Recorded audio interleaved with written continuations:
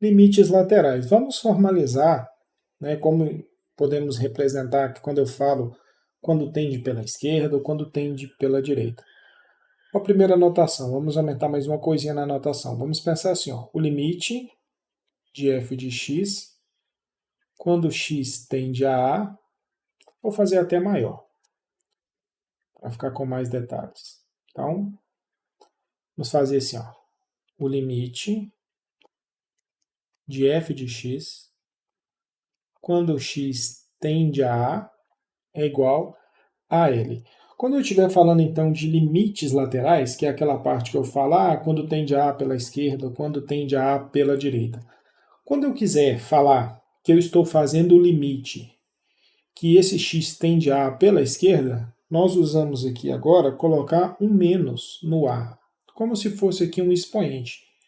Esse menos aqui indica que eu estou aproximando de A, no caso aqui, o A, pela esquerda. Estou tomando valores menores do que A. Quando eu estiver fazendo o limite de f de x igual a L, quando x tende a A pela direita, eu uso o mais. Por quê? Porque agora estou tomando valores de A à direita de A, valores maiores do que A. Então é bem intuitivo, né? Quando tem um menos, quer dizer que estou pegando valores menores do que A, então estou tomando valores à esquerda. Posso falar também que estou tendendo a A pela esquerda de A. E, nesse outro caso, estou tendendo a A pela direita de A, estou tomando valores maiores do que A.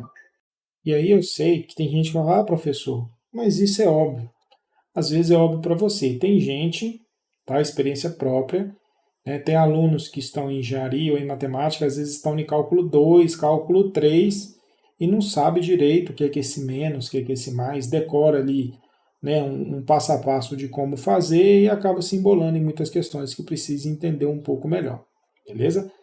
Tá, então definimos o que são os limites laterais. Então agora vamos explicar melhor por que temos esses limites laterais. Podemos dizer assim, ó, que o limite de f de x, quando x tende a A, ele é igual a L se e somente se. Tá? Esse símbolo é se e somente se. Então, limite de f de x quando x tende a A é igual a L se e somente se o limite de f de x quando x tende a A pela esquerda, ele tem que ser igual a L, e também o limite de f de x quando x tende a A pela direita,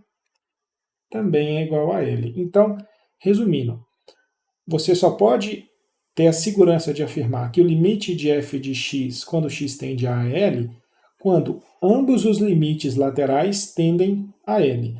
Eu não coloquei exemplo aqui que dá errado, mas, por exemplo, poderia ter uma função que eu faço o limite pela esquerda e dá 1, por exemplo, e quando eu faço o limite pela direita dá 2. Então, eu teria limites laterais diferentes. Então, esse limite só é definido, só posso afirmar que esse limite é possível, quando os limites laterais são iguais.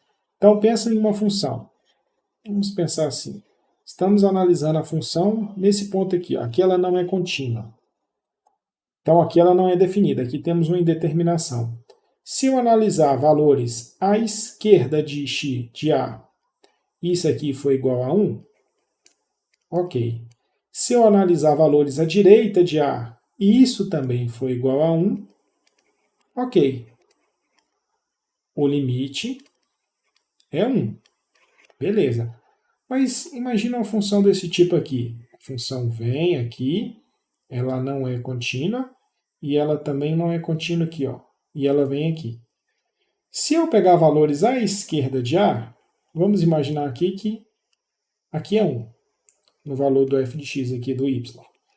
Então, o limite lateral à esquerda deu 1. Mas se eu pegar o limite à direita, ele vai dar 3. Então, se os limites laterais são diferentes, o limite aqui não é possível de ser calculado. Beleza? Então, muita atenção nisso. Por isso que fala-se limite A tendendo a pela esquerda, limite A tendendo pela direita.